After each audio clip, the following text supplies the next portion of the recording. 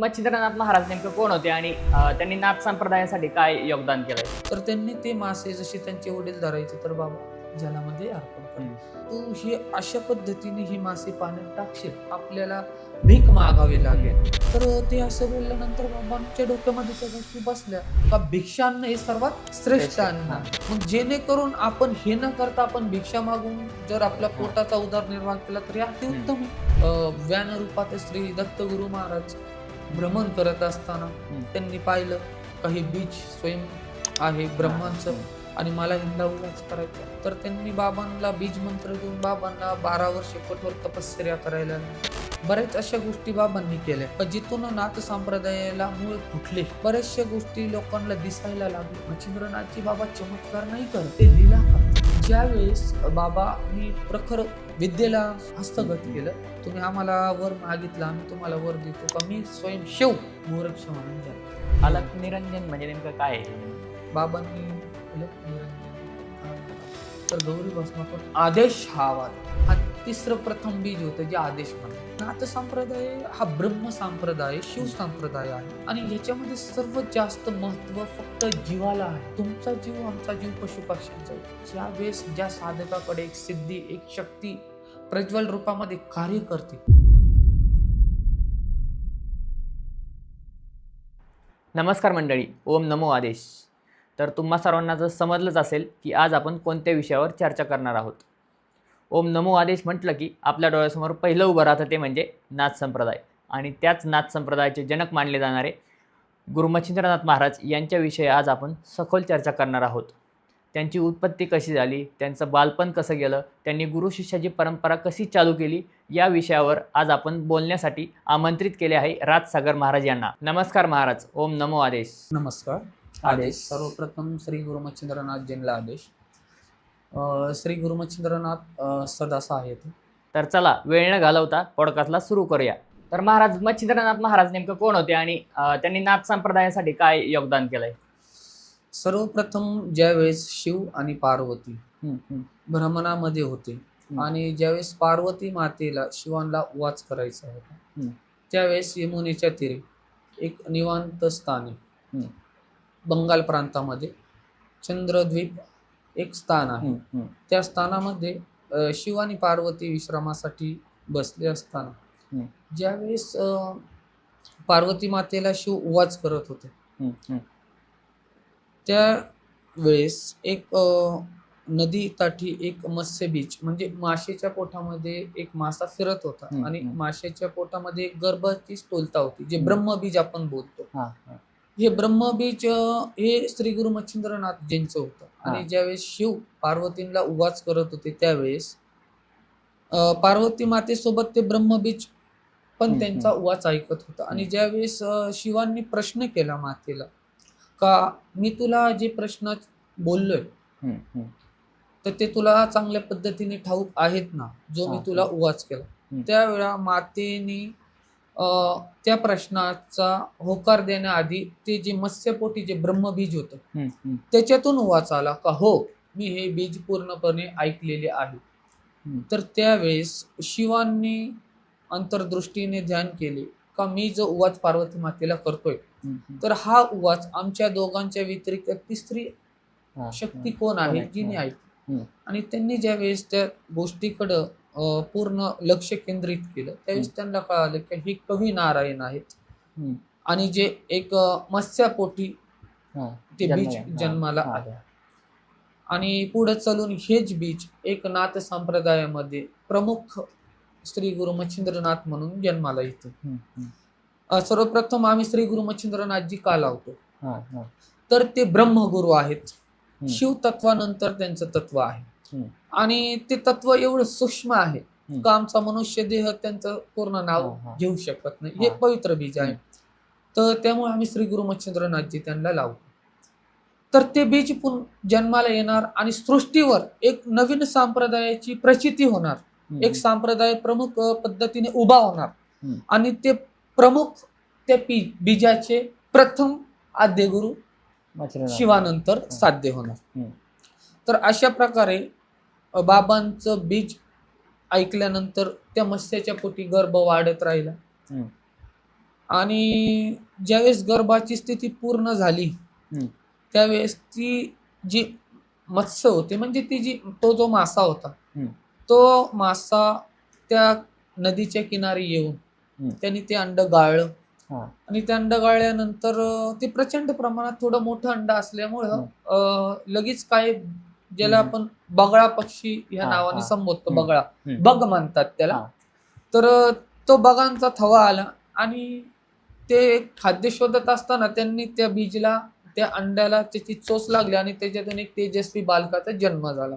हा, हा. तर ज्यावेळेस त्या बालकाचा जन्म झाला तर त्यावेळेस मासेमारी करणारे कामिक नावाची कोळी हम्म. तर ते मासेमारी हम्म. करत होते. तर त्यांना एक आवाज ऐकू आला लहान हम्म. बाळाचा. तर त्यांचं लक्ष त्या ठिकाणी केंद्रित झालं. हा. केंद्रित झाल्यानंतर ते त्या ठिकाणी गेले. हम्म. गेल्यानंतर त्यांनी पाहिलं का एक तेजस्वी बालक तिथं रडतंय आणि हा. त्यांनी इतरत्र सर्वकडे पाहिलं पण मनुष्य दिसत नव्हतं. तर हम्म. ते थोडे विचारात पडले, भाऊ इथं कोणी मनुष्य दिसत नाही, मग हे बालक आहे कोणाचं. हम्म. तर त्यांना त्यावेळेस आता हे ब्रह्मगुरु हम्म. ईश्वराचं रूप, हा. दुसरं स्वरूप. हा. तर त्यांना आकाशवाणी झाली का भाऊ हे कामिका हे प्रबुद्ध कवी नारायणाचा अवतार आहे हम्म. आणि यांना तू तुझ्या घरी घेऊन जा. हम्म. आणि त्यांना पण तोवर पुत्रप्राप्ती नव्हती. हा. त्यांची स्त्रीला पण पुत्रप्राप्ती नसल्यामुळे त्यांना पण एक पुत्र हवा होता. हम्म. पण त्यांचं जे कामिक कोळी जे होते हम्म. यांचा पण शिवाच्या प्रती खूप भाव होता. हा. हम्म. आणि तो भाव एवढे असल्यामुळं स्वयं शिवाला त्यांना ती फलश्रुती द्यावा लागली. हा. हा. स्वयं शिव आणि पार्वती हे सृष्टीचे माता आणि जनक, पिता हा. आहेत.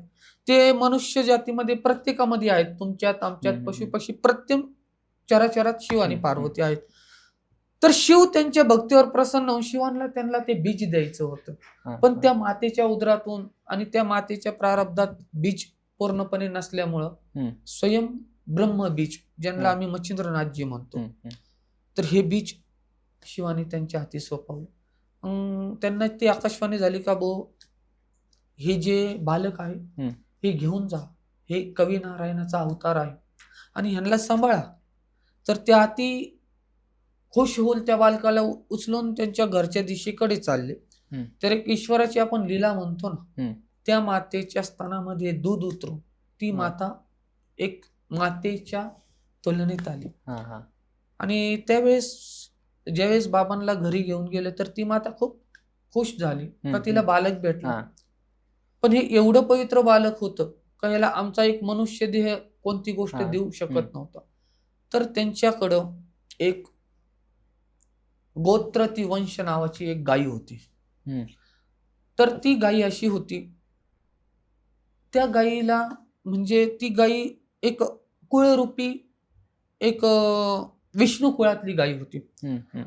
त्या गायीला कोणत्याही प्रकारचा गर्भ न राहता सुद्धा तिला दूध धारणा हा. होत होती. हम्म. म्हणजे ती एक अशा प्रकारची गाय.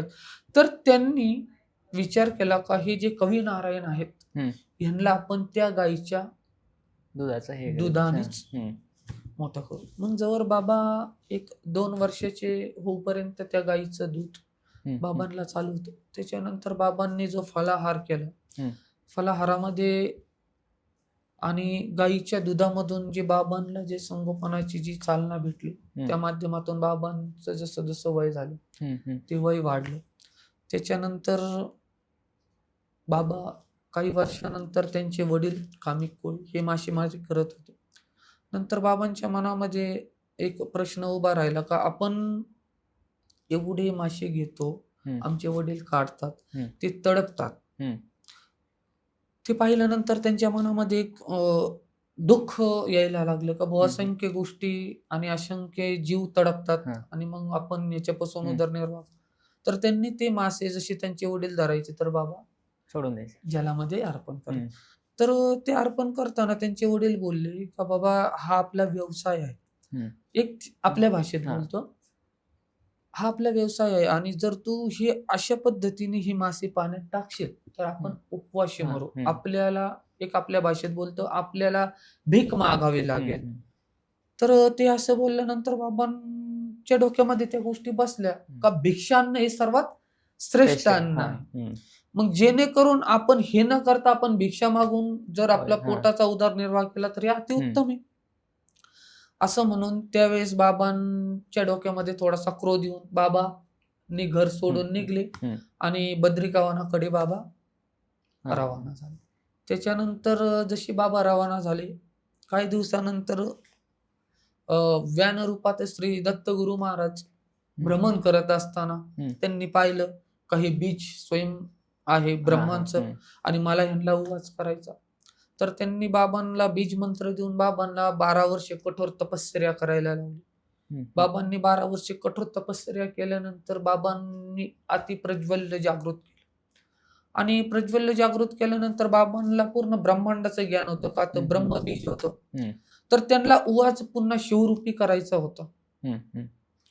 तर 12 वर्षानंतर पुन्हा बद्रिकावनाकडून जर बाबा चालले होते तेव्हा त्यांना पुन्हा आज्ञा झाली का भाऊ तुम्ही आता शिवांकडून पण दीक्षित व्हावे. मग बाबांनी शिव आणि पार्वती मातेचं आवाहन करून शिवांना प्रज्वलित करून शिवांकडून दीक्षा घेतली. त्याच्यानंतर शिवांनी दीक्षा दिल्यानंतर बाबांनी व्यानास्त्र, नागास्त्र, ब्रह्मास्त्र या सर्व अस्त्रांना त्यांच्या आधी केलं आणि हे आधी करून ज्यावेळेस बाबांनी या सर्व गोष्टींना आधी केलं त्यावेळेस प्रखंड एक कालावधी लागला आणि बाबांचं उग्र तपश्चर्या आणि प्रखर तेज ब्रह्मबीज असल्यामुळं एकदम ती एवढी प्रमाणात त्यांनी साठवण केली. 33 लक्ष विद्येला त्यांनी ग्रहण केलं. त्याच्यानंतर बऱ्याच अशा गोष्टी बाबांनी केल्या का जिथून नाथ संप्रदायाला मूळ फुटले आणि मग त्याच्यानंतर मूळ फुटल्यानंतर बऱ्याचशा गोष्टी लोकांना दिसायला लागल्या. मच्छिंद्रनाथजी बाबा चमत्कार नाही करत, ते लीला करतात. ते मायारूपी आहेत, चमत्कार नाही करत. लीला आणि मायेमध्ये खूप फरक आहे. चमत्कार तर एखादा मदारी पण करतो, पण माया करणं हे फक्त एक ब्रह्मशक्तीच्या अधीन असतं आणि ती ब्रह्मशक्तीचं बीज म्हणजे मच्छिंद्रनाथजी.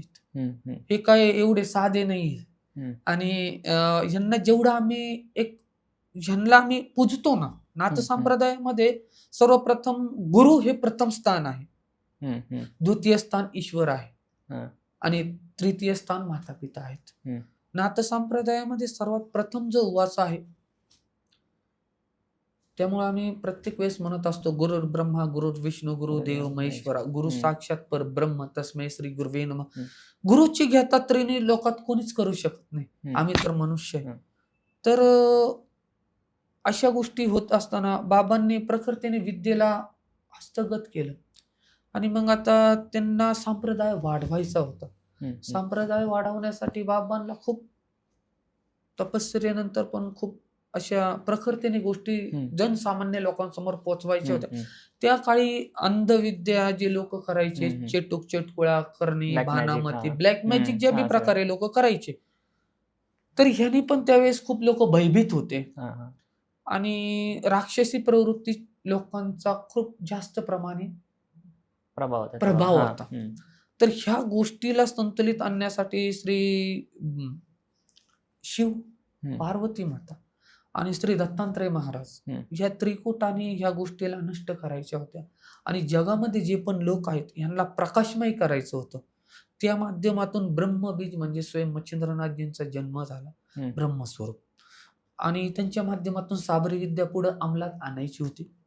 मग अशा प्रकारे साबरी विद्येला पण पुढे चालना करता करता मग जे हे 9 नारायण आहेत, हे सर्वप्रथम कवी नारायण, मग यांच्यानंतर हरिनारायण जन्माला आले जे म्हणजे स्वयं गोरक्षनाथजी.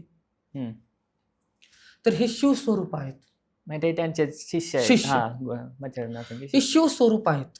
ज्यावेळेस बाबांनी प्रखर विद्येला हस्तगत केलं, विद्या हस्तगत केल्यानंतर बाबांचं एवढं प्रखर रूप झालं आणि ज्यावेळेस बाबा एक दिवस ध्यानस्थातून उठले आणि त्यांनी शिवाची आराधना केली का हे शंभू शिव, मला तुमचं दर्शन पाहिजे.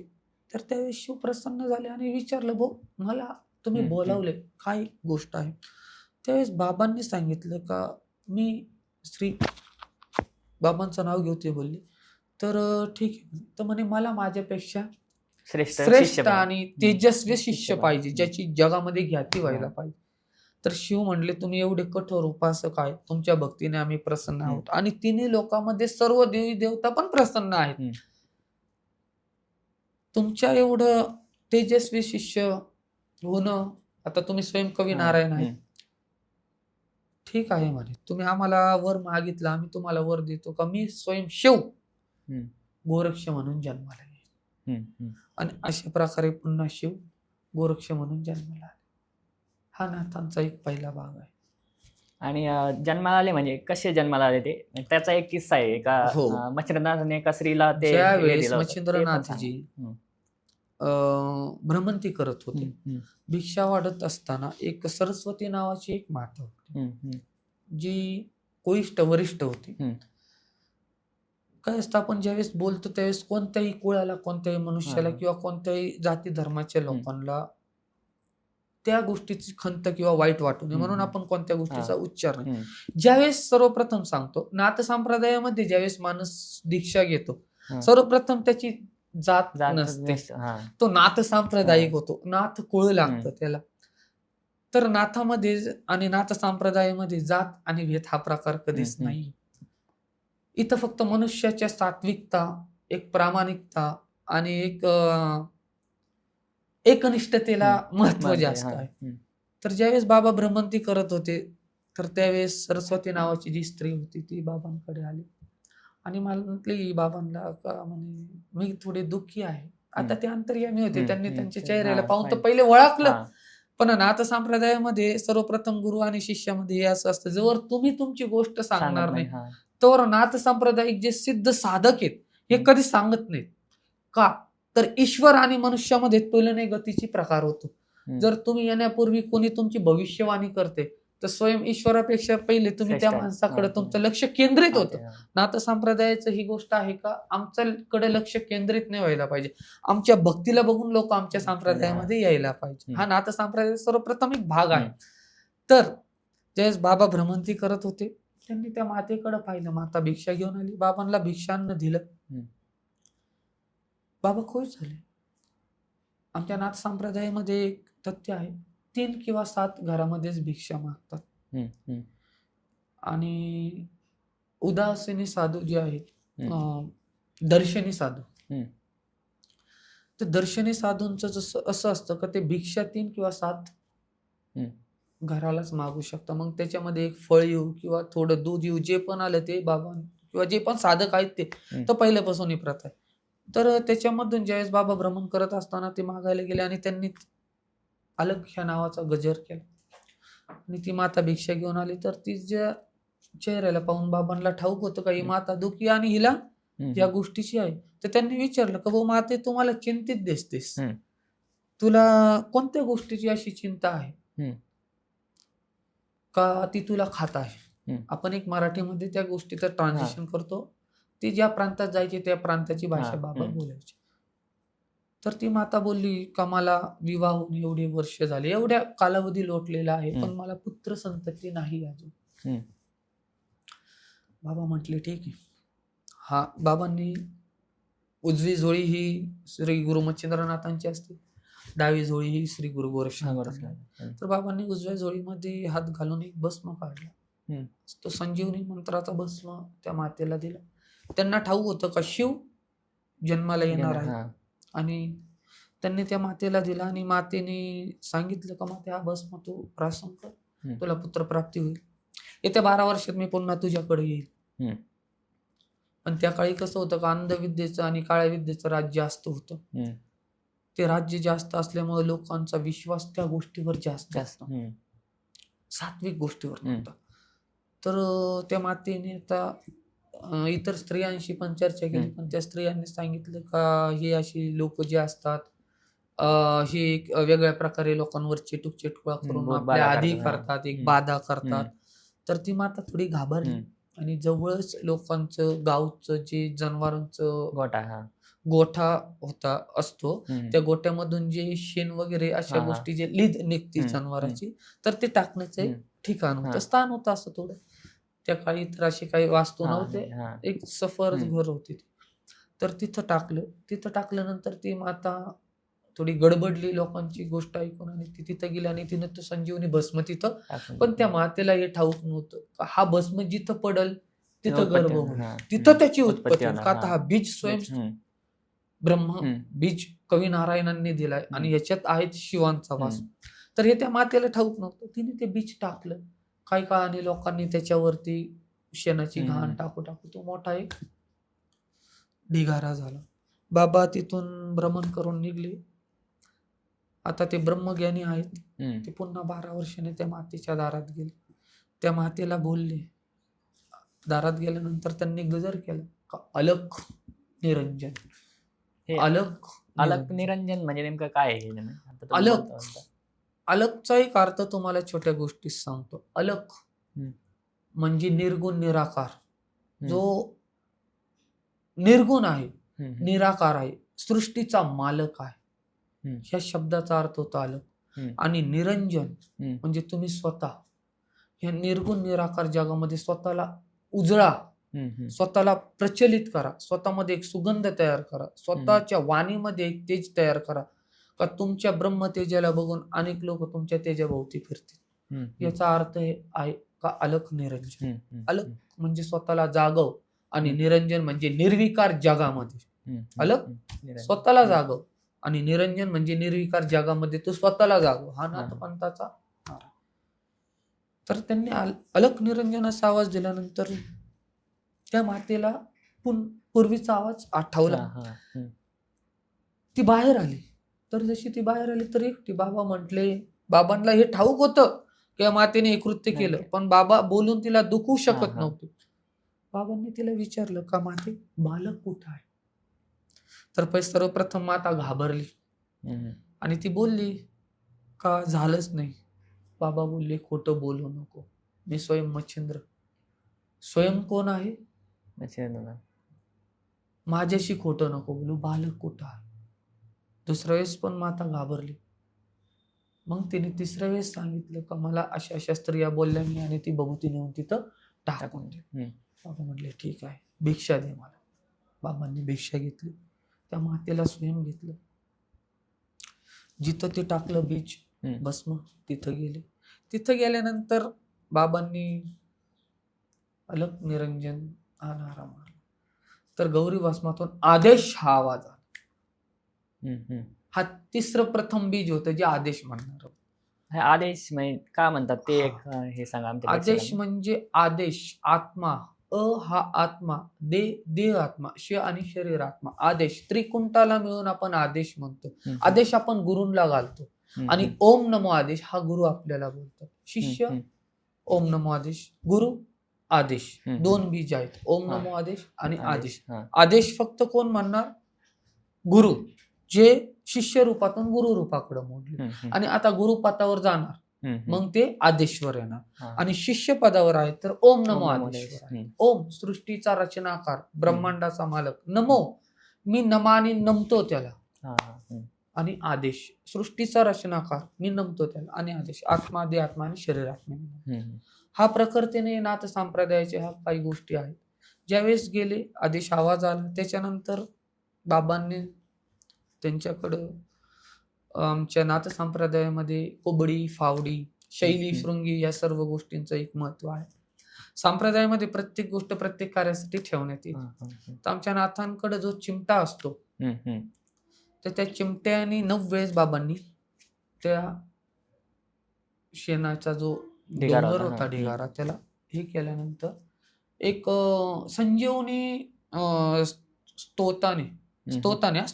स्तोताने ते बीजवर आलं आणि त्याच्यात ते बालक होतं एक 12 वर्षाचं तेजस्वी रूपी. तर ते बालक ज्यावेळेस काढलं तर बाबांनी त्याला घेतलं आणि स्वतःच्या हृदयाशी धरलं. त्यांना माहिती होतं का स्वयं शिव आलेले आहेत. तर हे पाहून पूर्ण गाव एक थक्क झालं आणि ती माता पण रडायला लागली आणि तिने पुन्हा सांगितलं का भो हे बालक मला दे. तर बाबांनी सांगितलं मी तुला बीज दिलतं जे तुझ्या नशिबात नव्हतं, पण ते काय करणार? तुझी बुद्धी अशी आहे का तू ते बीज सुद्धा एक कचऱ्यामध्ये टाकून. अशा प्रकारे गोरक्षनाथ बाबांचा उगम झाला.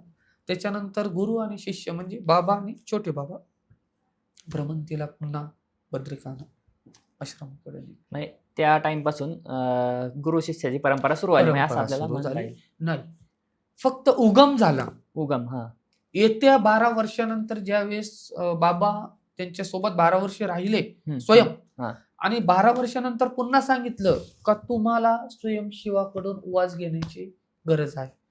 हम्म, हम्म, मग बाबांनी पण उवाज देऊन पुन्हा गोरक्षनाथांना शिव उवासाची पण आवश्यकता होती, का शिव स्वरूप होते. हम्म, हम्म, 12 वर्ष बाबांनी त्यांना दूर ठेवलं हम्म, शिव उवाच्या नंतर. हम्म. मग त्याच्यानंतर गुरु शिष्याची परंपरा सुरू झाली. हम्म. अशी ही गुरु आणि शिष्यांची परंपरा नाथ संप्रदायामध्ये सुरू होती. आता तुम्ही बोलता बोलता एक शैलशृंगी म्हणून एक शब्दाचा उच्चार केला होता. शैली आणि शृंगी बघा. हम्म. शैली आणि शृंगीचं महत्व आहे का ज्यावेळेस आम्ही नाथ संप्रदायामध्ये एक सांगतो, नाथ संप्रदायामध्ये गुरु असतात. हम्म, हम्म, गुरु प्रथम स्थान आहे. हम्म. आम्ही गुरूंसमोर जाणार तर हम्म. गुरूंना प्रणाम कसा करणार, हम्म, हम्म, तर ह्या प्रणामाचे नियम आहेत. शैली आणि शृंगी म्हणजे एक स्त्रीचं जसं आभूषण असतं, मंगळसूत्र लग्न हम्म. झालं विवाह झाल्यानंतर, हम्म. तर तसं शैली आणि शृंगी नाथ संप्रदायाचं एक आभूषण आहे. हम्म. ज्या वेळेस गुरु शिष्याला दीक्षात्व देतात हम्म. त्यावेळेस गुरूंकडून हे आभूषण भेटतात आपल्याला. शिष्याला घालतात. हम्म, काही आजपासून गुरूंचं कवच तुझ्या सोबत आहे. हम्म, गुरु कवचाप्रमाणे आम्हाला शैली आणि शृंगीचा उपयोग करावा लागतो. शैली आणि शृंगी सर्वप्रथम गुरूंकडून हम्म. आम्हाला दिलेली एक शक्तीच्या स्वरूपात भेट आहे. हम्म, आणि माझ्या आयुष्यामध्ये मी नाथ संप्रदायामध्ये म्हणतो का गुरु हम्म. आणि शिष्य हम्म. ज्यांच्या एवढे श्रेष्ठ नाते सृष्टीवर कोणतेच नाही. हम्म, तर शैली शृंगी ही गुरूंकडून भेट आहे हम्म, शिष्याला.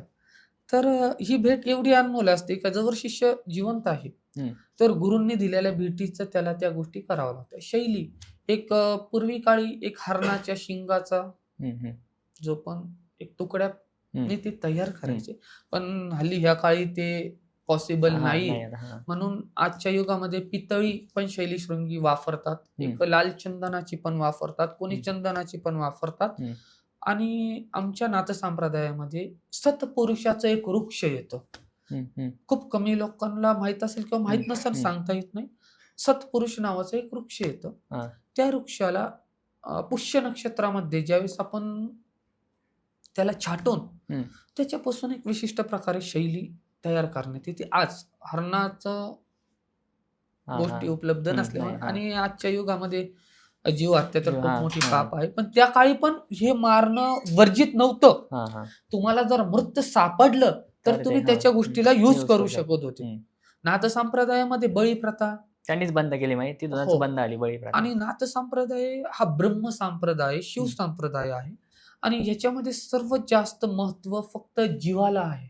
हम्म, हम्म. तुमचा जीव आमचा जीव पशुपक्ष्यांचा ह्याला आहे. तर नाथ संप्रदायामध्ये मारण्याची प्रथा कधी नाही. जो मृत तुम्हाला सापडला तर त्याचा अवयव तो जो आहे मृत, जेवढी वस्तू तुम्ही घेताय त्याच्या एवढं दान तुम्हाला करायचं आहे. हम्म. दान हम्म. भले तुम्ही ती वस्तू ज्या वजनाची आहे त्याच्यापेक्षा 10 पट दान करून तुम्ही त्या वस्तूला घेऊ शकता. हम्म. अन्यथा तुम्हाला मेलेली सापडली आणि तुम्ही घेणार असं पण नाही. हा, हा. ती सृष्टीची आहे, सृष्टी तिचा मालक आहे. हम्म, हम्म. ईश्वर तत्व तिचा मालक आहे. हम्म. एक वस्तू तुम्हाला सापडली अभयारण्यामध्ये गेल्यावर ती तुमची झाली असं नाहीये. हम्म. ही सृष्टी जे आभामंडळ आहे, जे सौर मंडळ आहे, जे एक ब्रह्ममंडळ आहे, ह्याची ती प्रॉपर्टी आहे, तुमची आमची नाही. पण तुम्ही घेताय, चला कोणी बघणार नाही पण परमात्मा बघतोय, गुरूंची दृष्टी आमच्यावर आहे, तर त्याच्या किमतीत 10 पट तुम्हाला ते धान्य द्या किंवा त्याचा मोल देऊन सृष्टीला ते तुम्ही घ्या. आता सृष्टीला मोल कसा देणार हा भाग आहे. जसं कोणी अंध आहे, अपंग आहे, अशा व्यक्तीला तुम्ही ते 10 पट देऊन टाका. जर ते भेटलं नाही तुम्हाला, एक जलतटावर जा, त्याच्या 10 पट धान्य घ्या आणि मत्स्यांना खाऊ घाला. हे सृष्टीला तुम्ही दिलं. कुणाला? सृष्टीला तुम्ही दिलं. शैली शृंगी हे जे आहे तर हे आमच्या गुरूंकडून दान आहे आणि हे प्रत्येक शिष्याला ज्यावेळेस दीक्षात्व देतात त्यावेळेस हे धारण करतात. दुसरी गोष्ट, ज्यावेळेस आम्ही गुरूंकडे जातो, जिला आम्ही शृंगी म्हणतो, आणि जो आम्ही घालतो तो कुंथा असतो, ज्याला मेंढरीच्या लोकरापासून बनवतात. जो दोरा असतो तो मेंढरीच्या लोकरापासून बनवतात. आणि शैली ही चंदन आजच्या युगामध्ये किंवा पितळ यापासून. ज्यावेळेस आम्ही गुरूंकडे जातो तर त्यावेळेस गुरुंना ज्यावेळेस आम्ही आदेश घालतो, हम्म. तर आमच्या संप्रदायामध्ये आदेश घालत असताना तिला अशी धरून असं गुरूंकडे पाहून 3दा हम्म. गुरूंला स्मरण करण्यासाठी आले.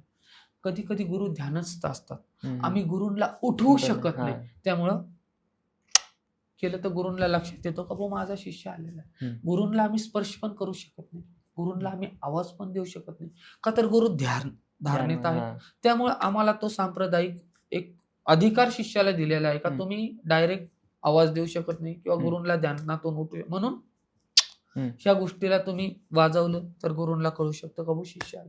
आणि ते ब्रह्मज्ञान हे त्यांना तर कळतं. शैलशृंगीचा हा एक महत्वाचा पार्ट आहे. आणि शैलशृंगी आता आपण म्हणतो, भरपूर लोक म्हणतात हे म्हणजे बालब्रह्मचारी असावेत, असं काही आहे का? हे बघा, बालब्रह्मचारी असावे हे तर गोष्ट त्यांची बरोबर आहे, का तर सांसारिक माणूस जीवनामध्ये प्रत्येक वेळेस ते घालून चालू हा. शकत नाही. जे ब्रह्मचारी आहेत, ज्यांनी घराचा त्याग केलाय, ब्रह्मचारी म्हणजे काय, असं नाही का तुम्ही घर सोडूनच ब्रह्मचारी होऊ शकता. मी मानतो का तुम्ही प्रपंच करून सुद्धा ब्रह्मचारी होऊ शकता. माणूस प्रपंच करून सुद्धा ब्रह्मचारी असतो. 2 तत्व आहेत, स्त्री आणि पुरुष, ईश्वर तत्वाकडून आहेत, तुम्ही आम्ही बनवलेले नाही. तुमच्या काही दिनचर्येनंतर सुद्धा तुम्ही ब्रह्मचारीत असतात, म्हणजे हे तुमचं अटळ ब्रह्मचर्य आहे. घर सोडून आम्ही संन्यास घेऊनच ब्रह्मचर्य असतो हा पार्ट नाही. तुम्ही घरामध्ये राहून तुमचा प्रपंच, तुम्ही एक प्रपंचरूपी जन्माला आलात, तर प्रपंचात राहून सुद्धा तुम्ही ब्रह्मचारी समान आहात. तुमच्या इंद्रियावर तुमचं तेवढं कंट्रोल पाहिजे, एक वर्चस्व पाहिजे, त्या माध्यमातून तुम्ही एक ब्रह्मचारी अटळ आहात. दुसरी गोष्ट, जो पण मनुष्य, ज्या पण ईश्वर, ज्या पण देवांच्या सेवेमध्ये जन्म घेतो, तर सांप्रदायिक सांगतो का जन्म हा विनाकारण होत नाही, हा त्याच्या पूर्वकुळाकडून जन्म होतो. त्याचं कुळ आणि त्याचा पुनर्जन्म काय होता याच्यावरून मनुष्याचा जन्म होतो. आणि आता संप्रदायामध्ये ज्यावेळेस ज्ञानाची प्राप्ती शिष्य करतात गुरूंकडून, आता संप्रदाय स्वयं बीज आहे, जोवर शिष्य देत नाही तोवर बीज पुढे चालत नाही. जेव्हा गुरु शिष्यांना ती दृष्टी, ती बुद्धीची गती देणार आशीर्वादित प्रमाणे, आशीर्वादित रूपामध्ये, त्यावेळी शिष्याला ते ज्ञान प्राप्त होतं. आणि जेव्हा माणसाला ज्ञान प्राप्त होतं तर त्याला चराचराच्या सृष्टीतल्या प्रत्येक गोष्टीचं एक ज्ञान प्राप्त होतं. जसं आमच्या नाथ संप्रदायामध्ये एक भरथरीनाथ होते, तर त्यांना पशु पक्ष्यांची भाषा कळायची, हे वृक्षांची भाषा कळायची, प्रत्येक गोष्टीची त्यांना भाषा कळायची. तर ही जी भाषा कळणं हे पण एक वाचिक ज्ञान आहे, आत्मिक ज्ञान आहे. आणि हे ज्ञान एक फक्त गुरूंच्या कृपेनेच आपल्याला प्राप्त होऊ शकतं. त्याच्यामुळे नाथ संप्रदायामध्ये गुरु हे अति सूक्ष्म आणि सूक्ष्म बीज आहे. गुरु हे एवढं सूक्ष्म बीज आहे आणि एवढं गुरु ज्ञान एवढं सूक्ष्म सूक्ष्म सूक्ष्म आहे, ज्यावेळेस हे ज्ञान तुम्हाला प्राप्त होईल त्यावेळेस तुम्ही स्वयं अहम शून्य होऊन जाता. तुमच्यामध्ये अहंकार हा नावाची गोष्ट नसते. भले जगाला थांबवण्याची ताकद तुमच्यामध्ये आहे, पण अहंकार नाही. अहम शून्य होतो माणूस, अहंकाराची प्रती आणि प्राप्ती नसते. तर गुरु शिष्यांना ज्यावेळेस ज्ञान देतात तर अहंकार हा पूर्णपणे कमी निघून जातो. आणि ज्यावेळेस गुरु शिष्याला निवडतात, शिष्य गुरूंना शोधत नाही, गुरु शिष्यांना शोधतात. तुमच्या पुनर्जन्माचा जो मिलन आहे तर तुम्ही त्यांच्या माध्यमातून त्यांच्याकडून शिष्यत्व होणार आहात. आणि स्वयं तुम्ही गुरु घराण्याचे आहात, स्वयं गुरु स्थानामध्ये प्रथम तुम्ही आलात, तर शिष्य स्वरूपात तुम्ही शिष्याला शोधणार. तर गुरु शिष्य शोधतात, शिष्य गुरूंना शोधतात. नाथ संप्रदाय द्यायचा असेल तर ते गुरु स्थानावर याला घ्यायचंय हे बघा, नाथ संप्रदायामध्ये यायचं असेल गुरु ठरवतात, हे सर्वप्रथम गोष्ट आहे. पण तुम्ही सांप्रदायिक कोणी पण एक साधिक आहात, साधवक आहात, त्यांच्याकडे जाणार, तुम्हाला त्यांचा स्वभाव पटला आणि काही कालांतराने तुमच्या मनामध्ये भावना निर्माण झाली की भाऊ मला ह्यांना गुरु मानायचे, तर तुम्ही त्या गुरूंशी चर्चा करू शकता की मी सर्वप्रथम मी तुमचा शिष्य होण्याच्या पात्रतेत आहे का, आणि तुम्ही मला शिष्य स्वरूपात स्वीकार करताल का. हे शिष्याचं कार्य असतं गुरूंकडे. आणि त्यावेळेस गुरु तुमच्या पूर्ण गोष्टींना जाणून असतात. तर ते तुम्हाला म्हणतात, अरे थोड्या काही कालावधीसाठी थांब, मग आपण ती गोष्ट बघू. तर जवळ तुम्ही त्या चरामध्ये बसत नाहीत तोवर गुरु शिष्य करत नाही. आणि मी तर म्हणतो का शिष्य तरी गुरुपासून लांब जाण्याचा प्रयत्न करतात, पण गुरु कधी शिष्यांपासून लांब जाण्याचा प्रयत्न करत नाही. आणि आजच्या जगामध्ये मी प्रत्येकाला एक गोष्ट सांगतो का आयुष्यामध्ये प्रत्येकाला गुरु असणं खूप आवश्यक आहे. ते म्हणतात ना, तीन लोक का स्वामी, माँ के बिना भिकारी.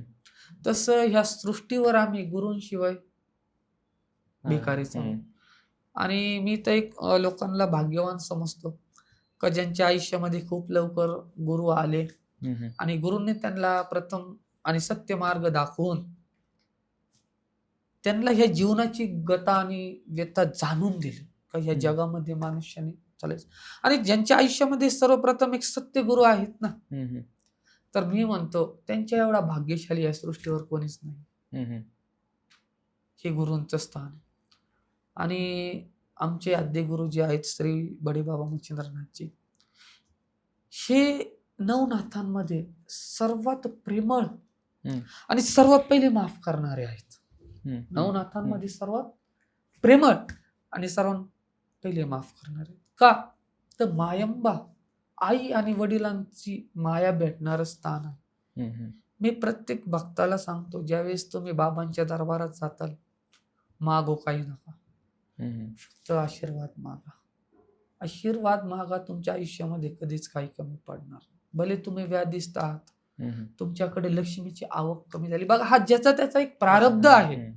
हल्ली जीवनामध्ये काय झालंय का संकट आल्यानंतर लोक ईश्वराकडे वळतात, नाथांकडे वळतात. आता माझ्याकडे काही लोक येतात, मला सांगतात मी 7 वेळा मायंबाला गेलो, मी 3 वेळा मायंबाला गेलो. अरे भाऊ, तू गेला का?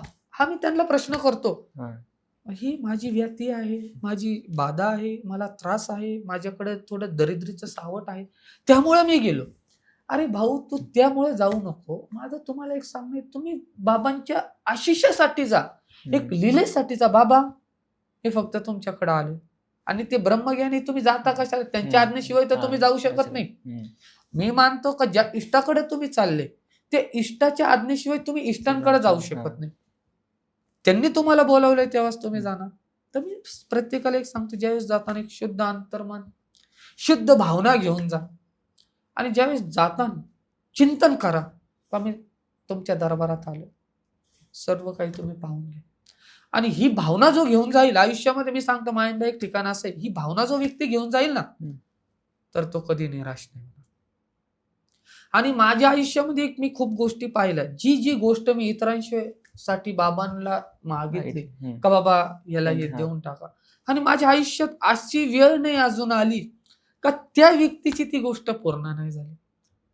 मी खूप लोक पाहिले ज्या लोकांच्या कुंडली, मी नाथ सांप्रदायिक आहे, पण मला एक अध्यात्मामध्ये खूप जास्त एक रहस्य आहे, त्यामुळे मी कुंडली अध्ययन पण शिकलो आहे. आणि मी कुंडली अध्ययनामध्ये पाहिलं काही लोकांना, कुंडली अध्ययनामध्ये ज्या लोकांच्या स्थानी प्रथम जो पण ग्रह आहे, जो त्यांना अशा ठिकाणी घेऊन जातो. आणि मी बाबांना प्रार्थना करतो का बाबा ह्याला फक्त ही गोष्ट देऊन टाका.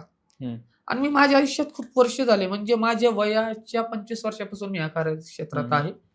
आमच्या पूर्वी आमचे आजोबा पण हे सर्व कार्य करायचे. तर माझ्या 25 वर्षाच्या आयुष्यामध्ये मी जेवढ्या लोकांची जी पण स्टडी केली, आणि मी बाबांना जे मागितलं आजपर्यंत त्यांच्या विपरीत ते भेटलं त्यांना. हे मायंबाचं एक स्थान आहे.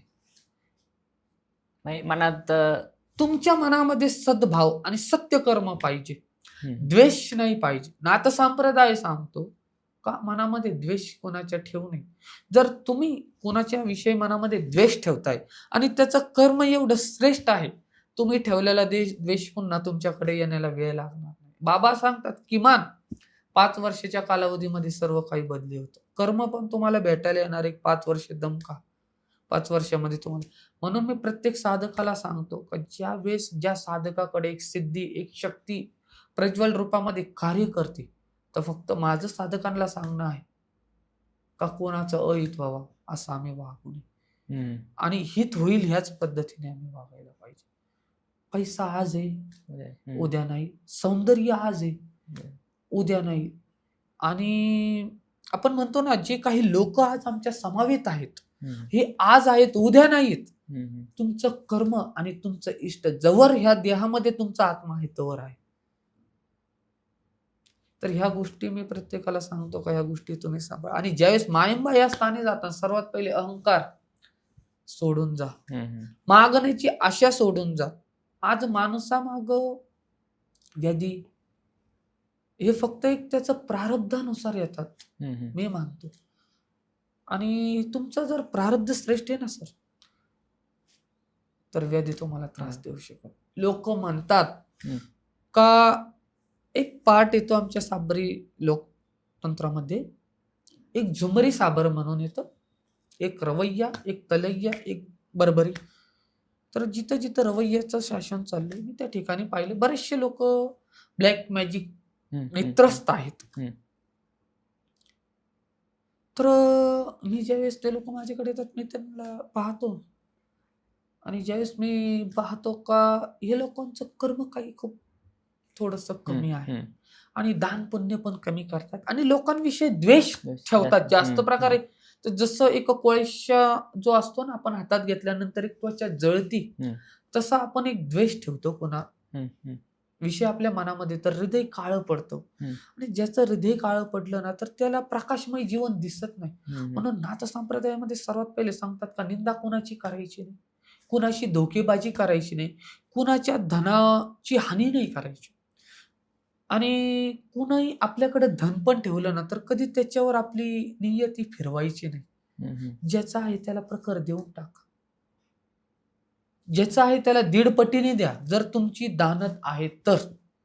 अन्यथा ज्याचं जेवढं आहे त्याला ते देऊन टाका. नाथ संप्रदायाच्या खूप सूक्ष्म गोष्टी आहेत, ज्या आज काही सिद्ध साधक आहेत ज्यांच्याकडे आहेत, आणि असे बी काही सिद्ध साधक होऊन गेले का ज्यांच्या गोष्टींना काही लोकांनी अर्जित नाही केलं, आणि त्यांना त्या पात्रतेची व्यक्ती भेटली नाही का ते पूर्ण त्यांना देऊ शकतात. त्यामुळे मी प्रत्येक शिष्याला एकच सांगतो, गुरुशी प्रामाणिक राहा. गुरुशी जेवढं प्रामाणिक राहतात, समजा तुमच्या आयुष्यामध्ये तुम्ही गुरूंकडे गेले आणि गुरूंनी फक्त तुम्हाला पाहून हसले ना, समजायचं आयुष्यातलं सर्वात मोठं धन तुम्हाला प्राप्त झालं. एवढं नाथ संप्रदायामध्ये सर्वात एक मोठी महत्वाची गोष्ट आहे. आता समजा एकच गुरु असावेत का, म्हणजे काही काही लोक असतात त्यांच्याकडून एवढं घेतलं मग अजून दुसऱ्याकडून घेणार. मी पहिले पण काही वेळापूर्वी तुम्हाला बोललो, गुरुर ब्रह्मा गुरु विष्णू गुरु देव महेश्वर, गुरु साक्षात परब्रह्म तस्मै श्री गुरुवे. गुरु किती एकच. तुमची श्रद्धा त्या गुरूंमध्ये ती पाहिजे का मी प्रत्येक गोष्ट त्यांच्याकडून साध्य करेन. ठीक आहे, गुरुजींकडे जर त्या गोष्टीचं शिक्षण नाही तर गुरुजींची आज्ञा घ्या का गुरुजी मला ह्या गोष्टीचं शिक्षण पाहिजे. गुरुजी जर म्हटले जा, माझ्या परिचयाची कोणी व्यक्ती आहे, हे शिक्षण तू त्यांच्याकडून घे, तर त्यांना तुम्ही गुरु करू शकता. पण गुरु आज्ञेशिवाय नाही. जसं एक गुरुंना धोक्यात ठेवून तुम्ही दुसरीकडे जाऊन शिकता, हे गुरुंशी ते तुम्ही छळ करताय. या छळाच्या माध्यमातून तुमची जी पण इंद्रिय दृष्टी विद्या आहे ही पूर्णपणे नष्ट होते. त्यामुळे गुरु ज्यावेळेस तुम्हाला आज्ञा देतील त्यावेळेस तुम्ही घेऊ शकता. तर मित्रांनो, आजच्या पॉडकास्टमध्ये आपण गुरु मच्छिंद्रनाथ महाराज यांच्याबद्दल अनेक गूढ आणि महत्त्वाच्या गोष्टींवर चर्चा केली आहे. तर तुम्हाला हा पॉडकास्ट कसा वाटला हे कमेंट करून नक्की कळवा, आणि अशाच नवनवीन पॉडकास्टसाठी आमच्या चॅनलला आत्ताच सबस्क्राईब करा. ओम नमो आदेश.